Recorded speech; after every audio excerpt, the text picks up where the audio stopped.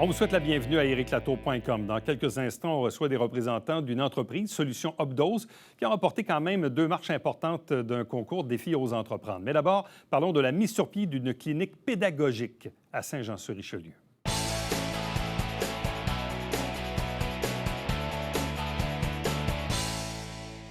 Parlons de l'implantation de la clinique pédagogique Stratégo qui est située à Saint-Jean-sur-Richelieu, tout juste en face de l'hôpital du Richelieu sur le boulevard du Séminaire. Avec nous pour en parler, Pascale Dufour, qui est elle-même orthopédagogue et fondatrice de cette clinique.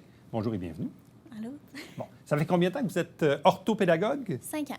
Bon, qu'est-ce qui fait qu'on devient orthopédagogue dans la vie? Qu'est-ce qui fait qu'au sortir de l'école, vous vous êtes dit, c'est vers là que je veux aller? En fait, j'avais une curiosité avec toutes les difficultés d'apprentissage, les façons d'apprendre différentes.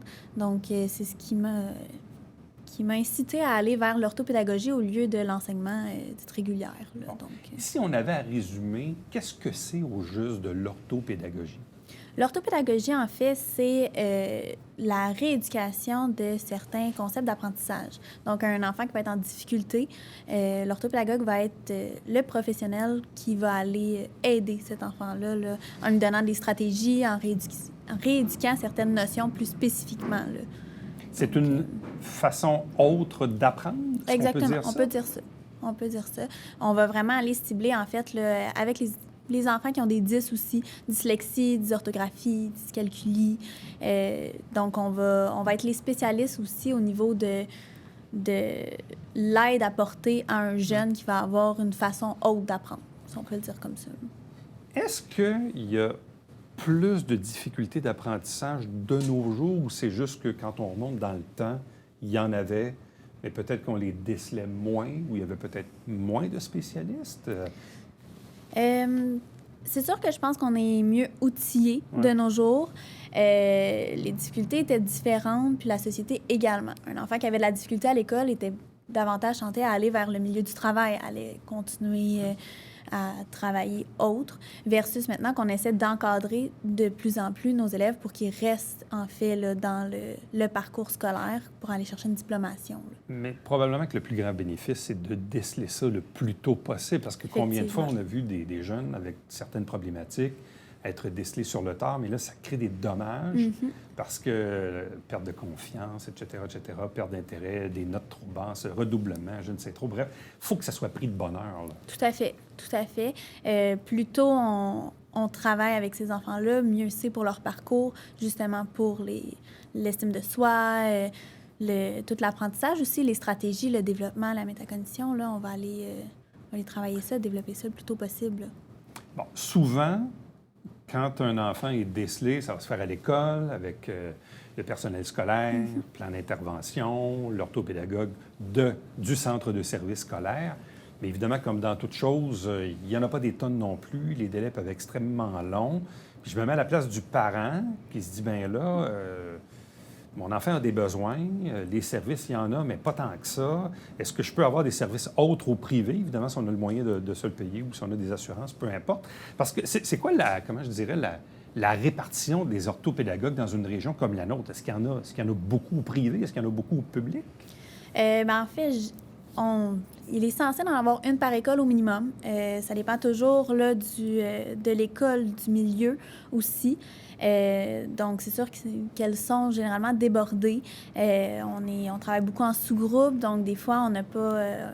en milieu scolaire, on n'est pas capable d'aller chercher le besoin exact de l'enfant.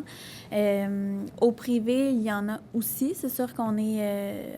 en ce moment, on est dans les seuls là, qui a vraiment des professionnels dans notre milieu.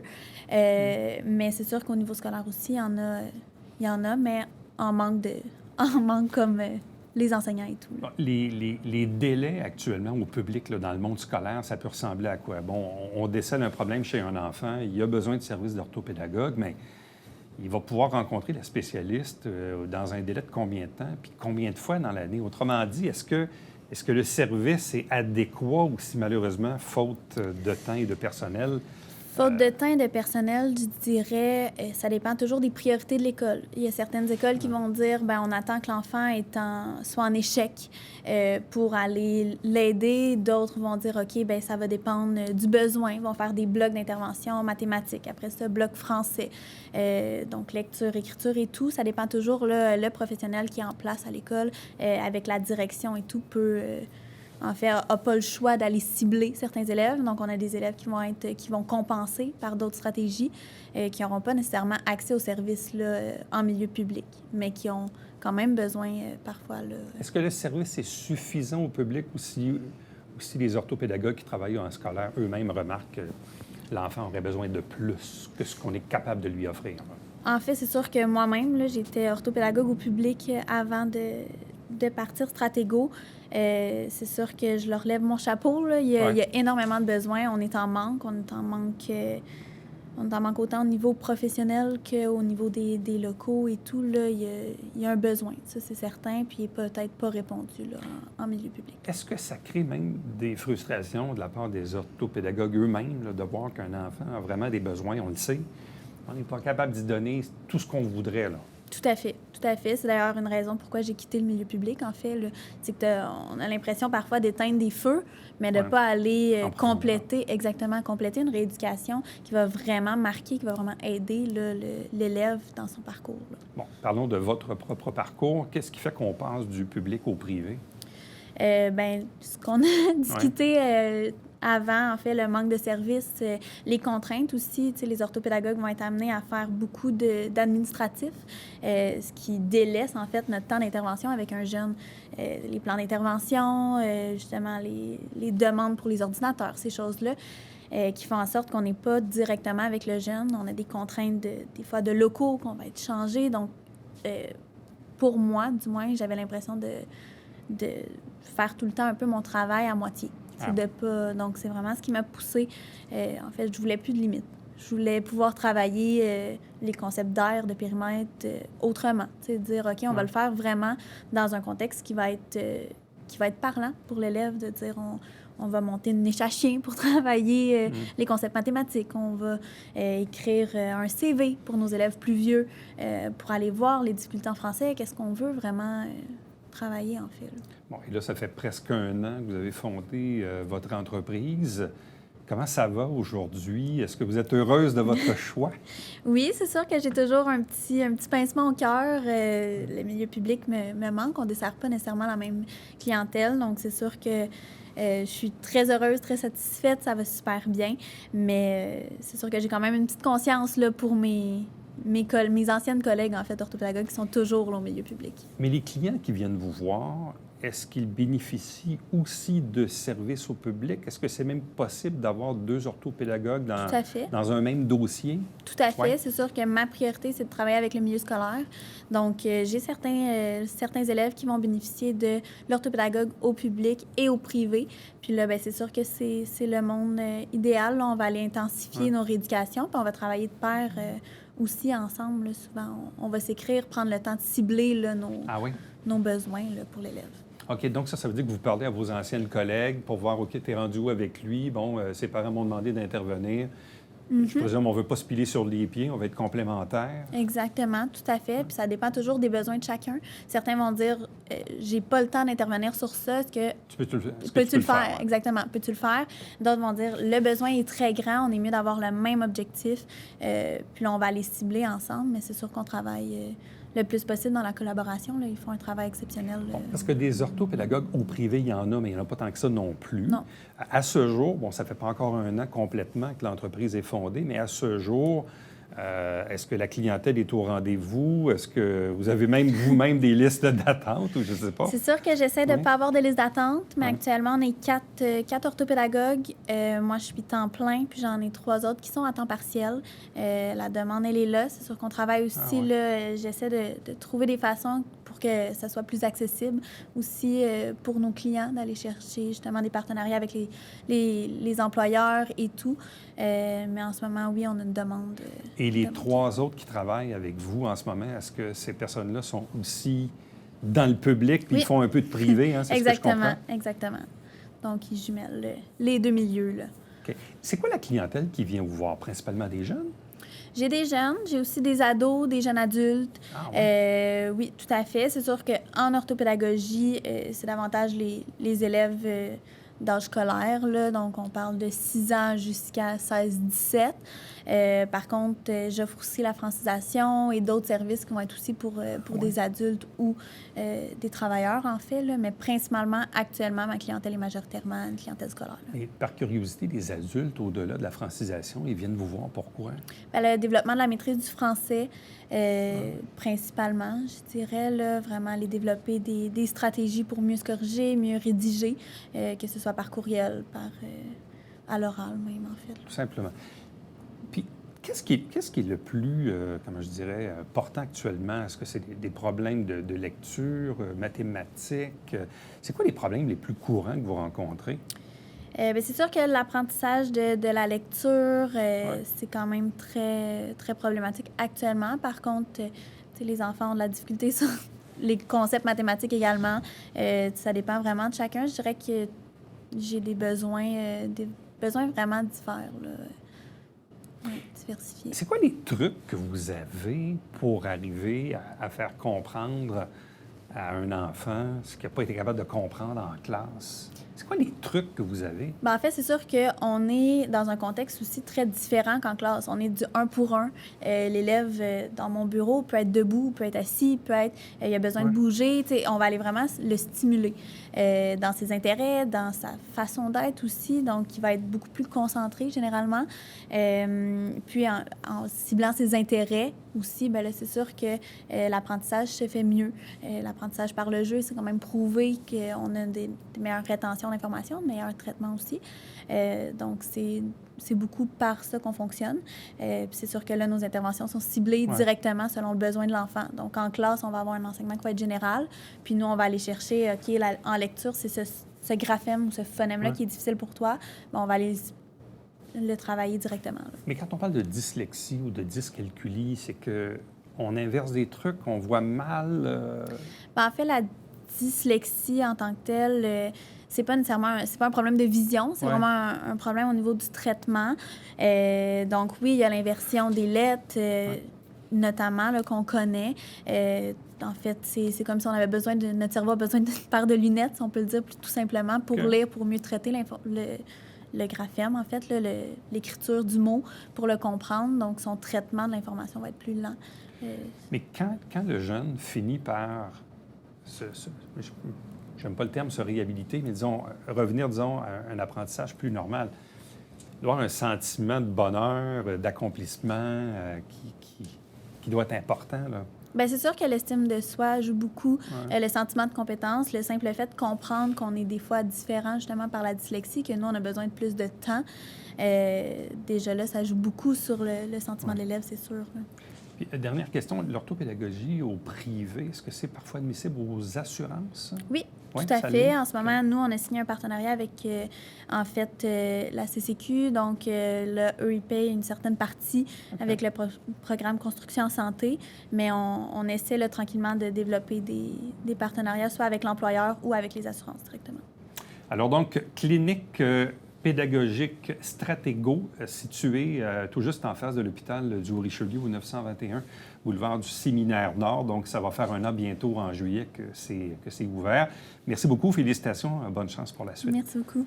Restez avec nous. On vous revient après ceci.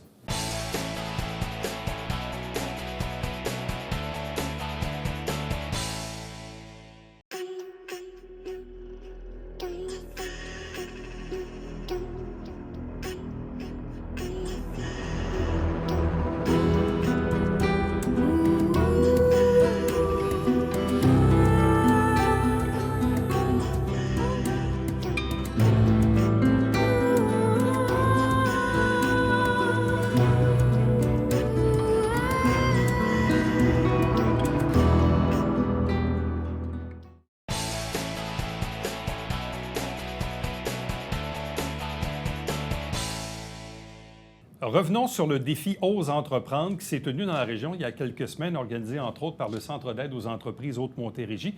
On a reçu les 4 premiers lauréates. Il en manquait qu'un seul, soit l'entreprise Solutions Updose. 2 invités pour en parler. Mehdi El Hassani, bonjour. Salut. Accompagné de Amélie Marceau, bonjour et bienvenue. Bonjour. Bon, vous avez eu évidemment quelques occupés. Vous êtes du monde très occupé finalement parce que les dernières semaines ont été, ma foi, assez rudes. Qu'est-ce qui s'est passé?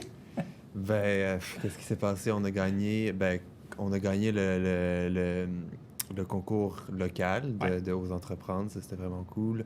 On a gagné aussi le concours régional. On a appris ça la semaine dernière, je pense. Ouais. Puis là, demain, on a notre entrevue pour nous qualifier pour en fait, la finale à Québec. Qui va se tenir quelque part au mois de juin. Exactement. Bon. Qu'est-ce que c'est Solutions Updose? Je peux y aller? Oui, vas-y. En fait, Solutions Updose, c'est un logiciel de pharmacothérapie de précision, en fait, qui va aider les médecins et les pharmaciens à l'hôpital à personnaliser les traitements pour certains médicaments qui sont un petit peu plus complexes. Parce que si tu prends, par exemple, toute la population générale, on remarque bien qu'on est tous différents, mais les doses qui nous sont administrées, ils ne le sont pas. Puis c'est ça qu'on essaie de régler, parce que pour certains types de médicaments un petit peu plus complexes, disons que moi et toi, on est administré la même dose, bien, ça se peut que moi, j'ai un traitement super efficace, alors que toi, tu pourrais avoir des effets assez toxiques qui pourraient être irréversibles aussi. L'idée vient d'où? L'idée, elle vient d'un peu loin, mais non, en fait, durant mes études, moi, pendant mon doctorat, je travaillais sur un sujet pour un antibiotique dans la population pédiatrique. Et en fait, c'est le clinicien qui est venu nous voir en nous disant, moi, je traite des enfants qui peuvent être vraiment tout petits, genre 750 grammes, et puis des enfants qui peuvent avoir 2-3 ans, donc qui ne vont pas faire le même poids. Donc, il me dit, est-ce que c'est correct si je fais une règle de 3 comme je fais habituellement par rapport à un adulte?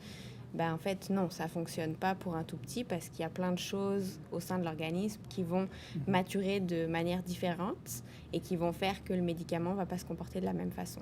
Et donc, c'est de là que c'est venu de dire, est-ce que ce qu'on fait en recherche, les modèles mathématiques qu'on développe en recherche, est-ce qu'on ne peut pas les mettre dans une solution facile pour que le clinicien puisse l'utiliser?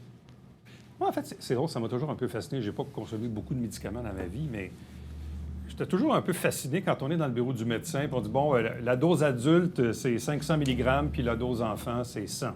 OK, mais là, si moi, je pèse 200 et que ma conjointe pèse 100 livres, on va avoir le même dosage. Pour certains médicaments, ça marche bien, mais pas pour tous. En fait, c'est ça la difficulté, c'est que ton acétaminophène, que tu prennes la même dose que ta femme qui ne fait pas le même poids, ça, c'est pas grave. C'est pas grave. Parce que la marge thérapeutique est relativement large. Donc, on peut avoir une dose un peu... une concentration, en fait, dans l'organisme différente qui va conduire à un effet qui sera bénéfique pour tous les deux. Mais il y a des médicaments pour lesquels ça ne fonctionne pas comme ça. C'est-à-dire qu'on a une marge thérapeutique qui est très étroite. Et il faut absolument qu'on soit dans cette marge-là pour avoir un effet. Dès qu'on va être en dessous, on va être inefficace. Dès qu'on va être au-dessus, on va être toxique. Donc, on part d'un enjeu que vous avez évoqué, et là arrive l'idée de créer un logiciel qui va aider les cliniciens à gérer le dosage de certains médicaments? Oui. En fait, les médicaments qu'on cible, en effet, c'est pas comme ton Tylenol ou ton Advil que tu peux prendre tous les jours. C'est plus des médicaments un petit peu plus complexes qui sont souvent administrés dans les hôpitaux, par exemple. On parle d'antibiotiques, d'immunosuppresseurs après avoir eu une greffe, par exemple, des anticancéreux, des médicaments un petit peu plus complexes comme ça. Le logiciel, il s'adresse à qui? Aux médecins, aux pharmaciens, aux deux? À tous les deux, oui. En fait, on veut rendre ce qui se fait en recherche accessible aux cliniciens qui sont pas nécessairement à jour avec tout ce qui se fait ou qui n'ont pas les connaissances nécessaires, que ce soit en informatique ou en mathématiques, pour appliquer ce qu'on fait en recherche. Il n'y a rien de comparable qui existe dans le monde actuellement? Oui, on a 2 compétiteurs aux États-Unis et un en Australie. Ce sont nos 3 compétiteurs principaux. Ils se sont installés dans le marché, ça fait à peu près 10 ans. Mais il n'y a personne au Canada qui le fait. Puis nous, on va être les premiers à joindre le marché canadien. À la base, bon, je comprends l'idée, je comprends le principe, mais qu'est-ce que vous faisiez dans la vie avant ce projet-là? Qu'est-ce qui vous a mené vers ça? Qu'est-ce qu'on fait toujours dans la vie aussi à côté? Moi, je suis professeure à l'Université de Montréal, à la faculté de pharmacie. Précédemment, je travaillais à l'hôpital en France, à Marseille. Donc, c'est né des études, puis des travaux que je fais en recherche, puis des collaborations que j'ai toujours avec les cliniciens, qu'on voit qu'il y a un manque et qu'il y a besoin. Puis j'avais besoin d'une petite équipe à côté de moi. Donc, il y en a un qui est présent ici, mais il y en a 2 autres qui ne sont pas présents aussi et qui sont étudiants, en fait, à l'université, qui travaillent dans mon laboratoire, puis qui ont des activités aussi à l'extérieur. Et Mehdi, tu faisais quoi avant? Ouais, en fait, moi et mes 2 autres collègues aussi qui font partie de l'entreprise, on est tous étudiants au doctorat à la faculté de pharmacie de l'Université de Montréal. Puis on travaille tous aussi dans l'industrie pharmaceutique en parallèle pour aider à développer des nouveaux médicaments. Mais toute l'idée est venue, en fait, des travaux de recherche qu'on fait dans le laboratoire avec Amélie. Comment on démarre ça, une entreprise? Je comprends qu'un logiciel, bon, à partir du moment qu'on a les connaissances scientifiques ou les connaissances informatiques, peu importe, ça, c'est le b.a.-ba, mais bon, monter une entreprise, c'est plus large que ça. Comment vous vous y êtes pris? En fait, on s'y est pris, on s'est réunis, puis on s'est vraiment réparti les tâches là, qui s'occuperaient de la science, de l'informatique, du côté business. On s'est tous séparé les tâches. Puis c'est justement le fait qu'on est 4 à faire ça qui fait que ça fonctionne aussi bien. Oui, puis ça a commencé avec le concours du Centre d'entrepreneuriat de l'université, qui organise un petit concours avec différentes étapes qui nous a permis d'aider à monter le plan, en fait, financier et autres aussi. Et puis là, on participe à plusieurs concours pour amasser un peu d'argent pour nous aider. Moi, je m'attendais pas à ce qu'on se rende jusque-là. Elle nous avait proposé ce concours initialement, ça fait un petit peu plus qu'1 an, je pense. Juste pour le fun, je pense, ou pour tester notre idée, voir si ça pouvait convaincre un jury, par exemple. Puis depuis ce temps-là, ça va super bien. Comment vous êtes-vous retrouvé au défi Ose entreprendre, là, qui localement ici est organisé par le Centre d'aide aux entreprises?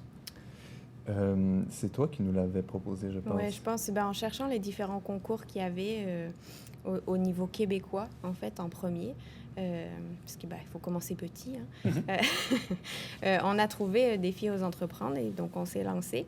Et en fait, l'entreprise est localisée à Mont-Saint-Grégoire, enfin le siège social est à Mont-Saint-Grégoire parce que c'est là où j'habite. Ouais. Donc c'est pour ça qu'on a fait le concours localement ici, puis après Montérégie. Bon, parce que là, le prix que vous avez remporté, c'est création d'entreprise, mais innovation technologique et technique, là, qui est le nom officiel de la catégorie. Donc, vous avez gagné la finale locale, mais après ça, bon, comme on l'a dit en introduction, vous êtes allé au gala régional à Longueuil, 27 avril dernier, où là aussi, vous avez gagné. Et quand avez-vous pu regarder un peu qui étaient vos compétiteurs dans cette catégorie-là? Non, en fait, ça s'est pas déroulé comme le gala local. Le gala local, j'ai trouvé ça vraiment cool parce qu'on voyait vraiment tous les nominés, le nom des entreprises, qu'est-ce qu'ils font.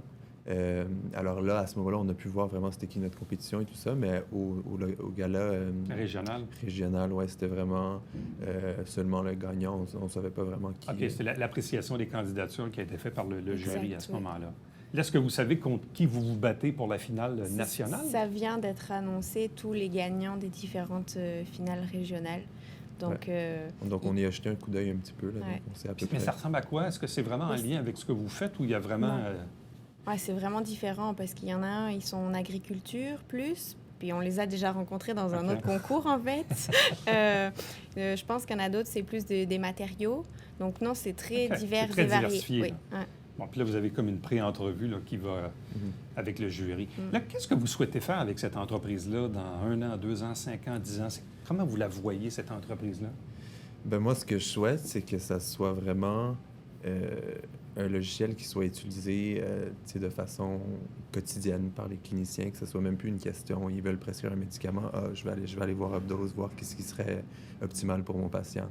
Ça serait ça notre objectif. L'idée, c'est de vendre des licences, je présume? Exactement. Des abonnements annuels? Oui, ce serait un abonnement annuel. Bon, ce serait donc la façon de faire des sous, évidemment, avec cette application-là, parce que vous avez mis combien d'heures là-dedans pour bâtir tout ça, quand même? Il y a certainement des heures et des heures et des heures. Beaucoup trop, je pourrais pas les compter. Là. Non, c'est sûr que... C'est ça, vous vous êtes beaucoup investi là-dedans. Ouais. Ça fait à peu près 1 an là, qu'on s'y met d'arrache-pied dessus. Là. Quand même. Ouais. Amélie? Ben oui, non, c'est du travail, puis on fait tous quelque chose à côté, donc c'est d'autant plus difficile. Ouais. Mais bon, on espère tous qu'on va y arriver. Puis on est 4, donc on peut se répartir un peu le travail. C'est ça aussi qui est bien, parce que si en étant tout seul, ce serait impossible. Mais non, on espère qu'on va gagner quelques concours, que ça va nous apporter un peu d'argent et qu'on va pouvoir embaucher quelqu'un pour nous aider dans la suite du développement. Puis après, mener les premiers essais avec nos collaborateurs cliniciens pour leur montrer que ça marche. Et puis... Pour créer l'effet d'entraînement, parce que je présume que votre objectif, c'est de pouvoir rentrer justement auprès des médecins et des pharmaciens pour que la roue se mette à tourner et que les gens disent « Oh, wow, c'est incroyable, moi, je veux m'abonner à ça absolument, puis ça va m'aider dans ma vie de tous les jours. » Ouais. Mais ça, en soi, c'est pas une grosse difficulté parce qu'on a déjà des contacts avec les cliniciens parce que les projets qu'on fait au sein de l'université, c'est directement avec eux. Et souvent, on est là pour les aider. Et donc là, la solution, ce sera pour répondre à un réel besoin. Donc, je pense que ce sera pas compliqué. On est déjà très, très bien entouré. Ouais. Donc ça va vous aider très certainement. Est-ce que le logiciel en question est déjà un peu en pilote auprès de certains cliniciens en ce moment? Pas encore. Non, pas encore. C'est mais la prochaine étape, ça? On espère qu'il le sera durant la prochaine année. Parce qu'en même temps, je présume que de l'aveu même du clinicien, il faut avoir confiance au logiciel. Là. C'est ça, il y a comme une question de confiance. Donc, si la machine me dit tel dosage, oui. donc je sois vraiment sûr que la machine ne s'est pas trompée. Là, c'est ça? Oui, il y a aussi confiance en la machine, mais confiance en ceux qui l'ont conçue. Évidemment. Puis ça, je pense que c'est déjà fait. Là. Bien, félicitations encore une fois donc, pour avoir remporté le volet création d'entreprises, innovation technologique et technique au Gala Ose entreprendre localement et même au niveau régional en Montérégie. Prochaine étape, Gala national. On va vous souhaiter la meilleure des chances pour le Gala, la meilleure des chances tout court aussi pour l'avenir de l'entreprise. Merci beaucoup. Merci. Restez avec nous. On vous revient après ceci.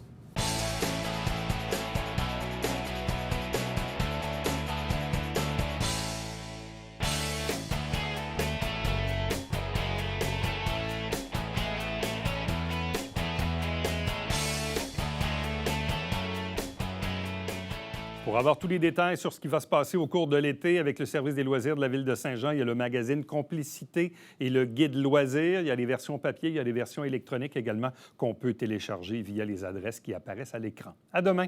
Bye-bye.